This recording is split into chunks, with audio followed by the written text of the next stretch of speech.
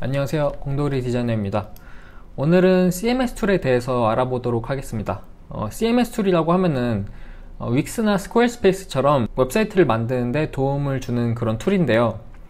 되게 시중에 나와 있는 게 많아요. 그래서 사람들이 어떤 CMS 툴을 사용하는 게 UX 포트폴리오를 만드는데 가장 좋은가에 대해서 많이 궁금해 하시는 것 같아요. 그래서 오늘은 UX 포트폴리오를 만드는데 가장 적합한 CMS 툴을 고르는 방법에 대해서 알아보겠습니다. 제가 오늘 CMS 툴들을 여러 가지를 이렇게 평가를 할 건데요. 이 평가를 하는 기준은 세 가지입니다. 첫 번째는 자유도, 두 번째는 웹사이트 제작 난이도, 세 번째는 가격, 이렇게 세 가지 기준으로 제가 평가를 할 건데요. 이 첫 번째 기준, 자유도에 대한 것을 알아보기 전에 일단 포트폴리오, UX 포트폴리오를 만드는데 중요한 점이 뭔지 한번 알아볼게요. 이 중요한 게 뭔지 알아야지 어떤 CMS 툴이 좋은지도 알 수 있으니까요. 그래서 UX 포트폴리오 만드는 가장 중요한 게 뭘까요? UX 포트폴리오를 만드는데 가장 중요한 점은 다큐멘테이션입니다. 이 다큐멘테이션이 다른 말로 하면은 이 프로젝트를 보여주는 것에 대한 흐름인데요. 이 흐름이 좋아야 이 면접관이 이렇게 이제 웹사이트를 보면서 되게 한눈에 쏙쏙 들어오고 이해하기 쉬울 거 아니에요. 그래서 이 웹사이트의 다큐멘테이션의 흐름이 좋아야 된다라는 거고요. 구체적으로 이 흐름이 뭔지 보여드리게 되면은, 자, 여기 보이죠? 일단 UX 포트폴리오의 되게 기본적인 흐름부터 한번 알아볼게요. 이게 데스크톱이죠. 그리고 이게 쭉 내려오면은 나의 웹사이트 도입 부분이죠. 도입 부분에서 이렇게 일반적으로 히어로 이미지나 비디오를 보여주게 됩니다. 내 프로젝트 중에서 가장 자신 있는 부분을 보여주는 거죠. 주목을 끌기 위해서.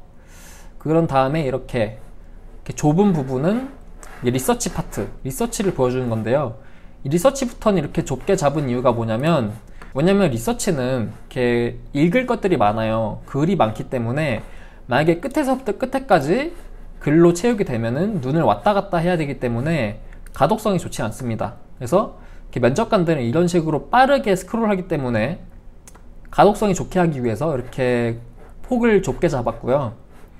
리서치를 이렇게 뭐 프라블럼에서 시장조사 이런 것들을 리서치 관련한 것들 다 넣고, 그 다음에 이제 디자인을 본격적으로 보여줄 때는 이렇게 풀스크린 끝에서부터 끝에까지 이렇게 디자인을 크게 보여주게 됩니다.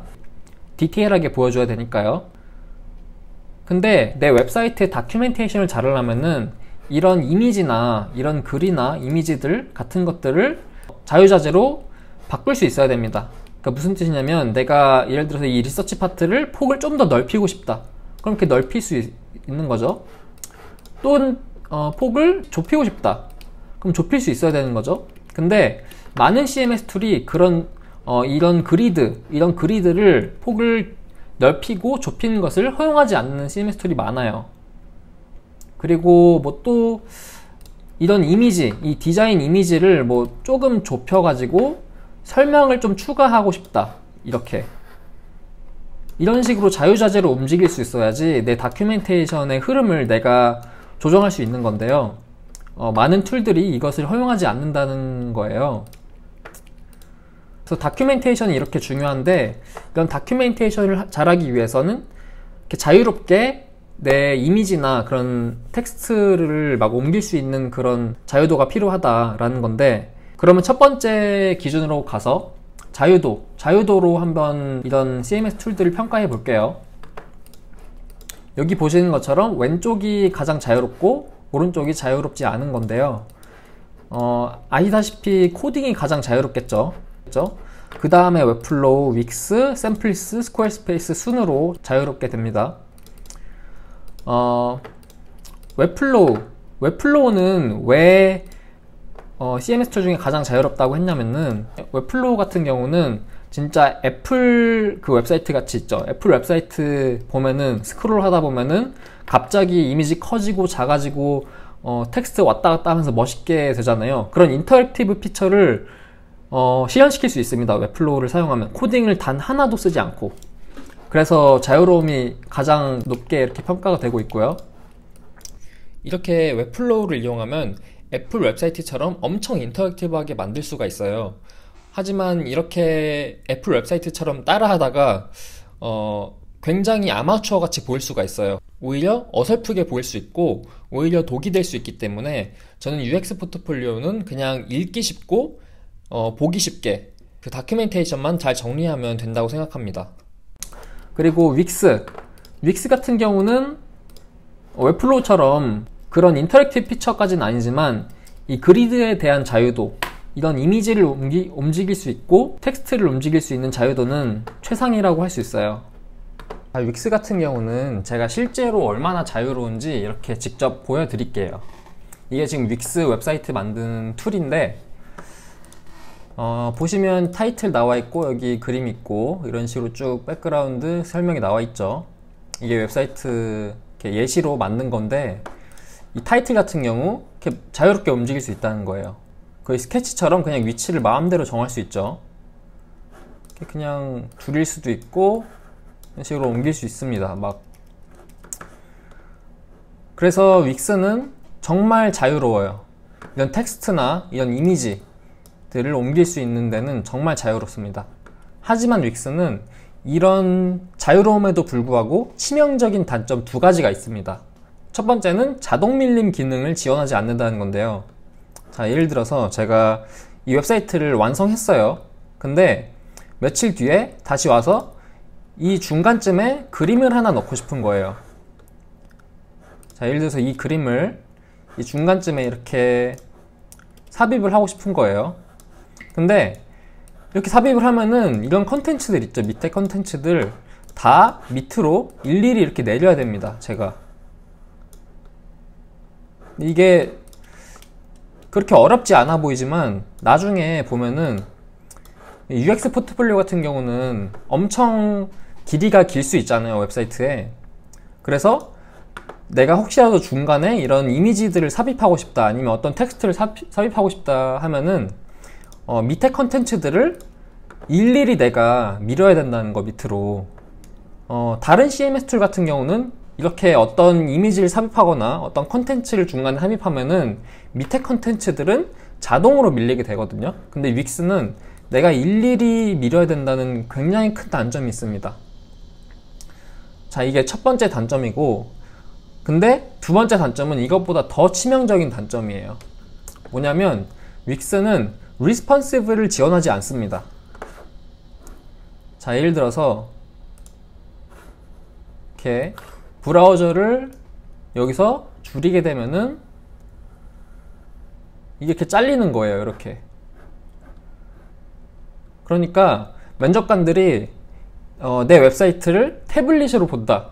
그러면 이렇게 잘려서 보이는 거예요. 엄청난 단점이죠. 물론 윅스도 모바일이랑 데스크톱을 지원을 하지만 이 모바일 데스크톱 중간 단계인 태블릿 사이즈를 지원하지 않는다는 점, 정말 치명적인 단점입니다. 그래서 윅스가 아무리 이렇게 극강의 자유도를 보장해 주는데도 불구하고 추천하지 않는 이유는 이 두 개의 치명적인 단점이 있기 때문에 추천하지 않습니다. 그래서 윅스는 사실 이 선택지에서 제외하고 싶을 정도로 되게 치명적인 단점이에요. 자동 밀림이 없고 이 리스폰시브 기능이 없다는 거. 그래서 굉장히 치명적인 단점이고, 샘플리스도 사실 뭐 자유도가 그렇게 떨어지진 않는데 웹플로우나 윅스보단 떨어진다는 점. 그리고 스퀘어스페이스는 사실 비추해요. 왜냐면은 자유도가 되게 많이 떨어지거든요. 여기 스퀘어스페이스 예시인데요. 스퀘어스페이스가 아까 제가 윅스에서 자동 밀림이 없다는 거 보여줬죠. 근데 스퀘어스페이스는 자동 밀림은 지원해요. 이렇게 이걸 추가하면은 자동으로 이렇게 컨텐츠가 알아서 밀리게 됩니다. 그리고 이거를 지우면은 자동으로 돌아오죠. 그래서 자동 밀림 기능을 지원하긴 하는데 윅스처럼 이렇게 움직이는 건 불가능하죠. 이거를 이렇게 옮기고 싶은데 옮기는 게 자유롭지가 않아요. 그리고 무엇보다 중요한 건 이 폭을 조정할 수 없다는 게 되게 큰 단점으로 보여요. 저는 폭을 조정할 수가 없어요.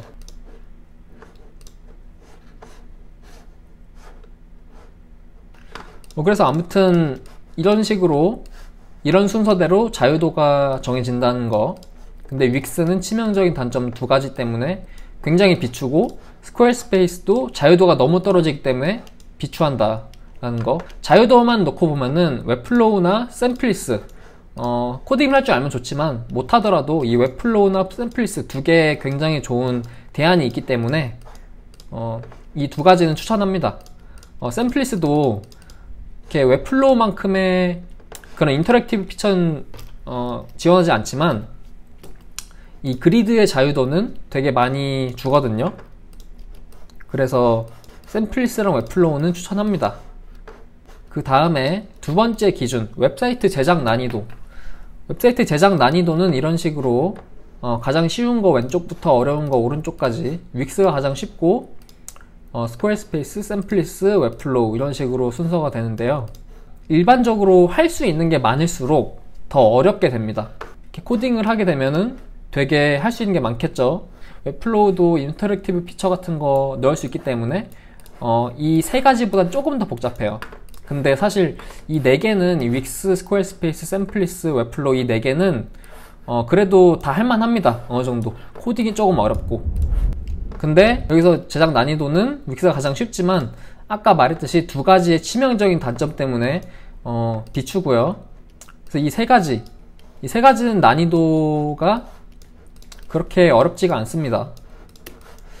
그리고 세 번째 기준, 가격으로 가보면은 제가 하나씩 이렇게 보여드릴게요. 왼쪽이 가장 저렴하고 오른쪽이 가장 비싼 거예요. 혼자 코딩을 하게 되면은 이렇게 GitHub라는 것을 쓸 수 있는데 호스팅을 포함해서 월 4불이고요. 근데 이거 밑에 보시면 프라이빗 나오죠? 프라이빗일 경우 월 4불이에요. 만약에 이걸 퍼블릭으로 하잖아요. 계정을 퍼블릭으로 바꾸면 다 공짜예요. 호스팅도 공짜고 모든 게 다 공짜예요. 그렇지만 퍼블릭으로 할 경우 다른 사람이 나의 웹사이트를 클릭 한 번으로 카피해 갈 수 있다는 점, 그 점 알아두시고요. 자, 윅스, 그 다음 윅스, 그 다음 싼 게 윅스인데 호스팅 포함해서 월 8.5불입니다. 근데 이거는 나만의 도메인을 사용하는 경우에요. 윅스도 마찬가지로 공짜로 사용할 수 있는 방법이 있어요. 근데 공짜로 사용하려면 내 웹사이트의 URL에 이 윅스의 이름을 넣어야 돼요. 그러니까 내 URL에 .wix 이런 식으로 윅스의 이름을 넣으면은 모든 게 다 공짜입니다. 윅스도. 근데 그렇게 하기 싫잖아요. 나만의 도메인을 쓰고 싶잖아요. 그래서 그럴 경우에 월 8.5불이라는 거. 참고로 이 모든 가격 같은 것들은 다 개인이 사용할 경우의 가격입니다. 그리고 그 다음에 스퀘어스페이스는 호스팅 포함해서 월 12불이고, 그 다음 웹플로우도 호스팅 포함 월 12불. 근데 웹플로우는 하나의 기능을 더 제공하는 건 있어요. 그러니까 뭐냐면 웹플로우 같은 경우는 코드 엑스포트라는 기능이 있는데, 만약에 이 코드 엑스포트라는 기능을 추가할 경우에는 이 월 12불에 추가로 16불을 추가해야 됩니다. 그러니까 코딩 엑스포트를 하면은 이 웹플로우의 호스팅을 사용하지 않는 방법이 있겠죠. 그러니까 웹플로우의 호스팅을 사용하지 않고 코딩 엑스포트만 하겠다. 그러면은 웹플로우의 이 코딩 엑스포트 기능 16불, 월 16불에다가 다른 웹 호스팅 컴퍼니, 예를 들어서 블루호스트나 고데디 같은 곳에서 월 7불 내면서 하면은 16불 더하기 7불 해서 월 23불로 웹사이트를 제작할 수 있다는 거예요. 근데 코딩 익스포트가 굳이 필요가 없다 그러면은 그냥 웹플로우의 호스팅 포함해서 월 12불로 이렇게 할 수 있고요. 그 다음에 샘플리스인데요. 샘플리스가 가장 비싸죠. 샘플리스 같은 경우는 특이한 게 이 샘플리스 프로덕을 한 번 사야 돼요. 이 상품을 물론 딱 한 번이지만 99불을 지불해서 이 샘플리스 프로덕을 사야 됩니다. 그 다음에 호스팅이 포함이 되지 않아요. 그래서 호스팅을 블루호스트나 고데디 같은 곳에서 월 7불을 내면서 같이 샘플리스랑 해야 합니다. 한 번 내는 비용 99불에다가 월 7불이라는 거 좀 비싸죠? 그래서 이런 식으로 가격이 형성되어 있습니다. 그래서 오늘 이렇게 세 가지 기준으로 자유도, 웹사이트 제작 난이도, 그리고 가격, 이 세 가지 기준으로 CMS 툴들을 평가를 해봤는데요. 제가 봤을 때는 UX 포트폴리오 만들 때 가장 중요한 거, 제가 처음에도 말했듯이 다큐멘테이션을 용이하게 하기 위해서 자유도가 되게 중요한데, 이 첫 번째 기준을 보면은 웹플로우랑 샘플리스가 되게 좋다. 만약에 코딩할 줄 알면 좋겠지만 웹플로우나 샘플리스가 되게 추천하는 그런 CMS 툴이고요. 사실 오늘 영상에서 중요한 게 뭐냐면, 이런 상황들은 다 바뀔 수가 있어요. 이런 자유도에 대한 상황이나 웹사이트 제작 난이도, 가격, 이런 상황들은 다 바뀔 수 있잖아요. 뭐 예를 들어서 스퀘어스페이스가 지금은 자유도가 엉망이지만 스퀘어스페이스가 갑자기 어느 날 우리 프로덕의 자유도를 좀 더 개선시키자 이래서 자유도를 되게 증가시켰어요. 그러면은 상황이 바뀔 수 있잖아요. 그러니까 사실 여러분이 염두에 두셔야 되는 게 UX 포트폴리오를 만들 때 중요한 점이 뭐다? 다큐멘테이션의 그 흐름이 중요하다. 그럼 다큐멘테이션의 흐름을 자유롭게 할 수 있는 CMS 툴을 고르면 되는 거예요. 나중에 이런 상황이 바뀌더라도 그걸 알아서 고르면 되는 겁니다. UX 포트폴리오는 다큐멘테이션이 중요하다라는 점만 머리에 이렇게 염두에 주시고 있으면 되고요. 그래서 오늘은 이렇게 CMS 툴에 대해서 알아봤고, 다음에 또 찾아뵙겠습니다.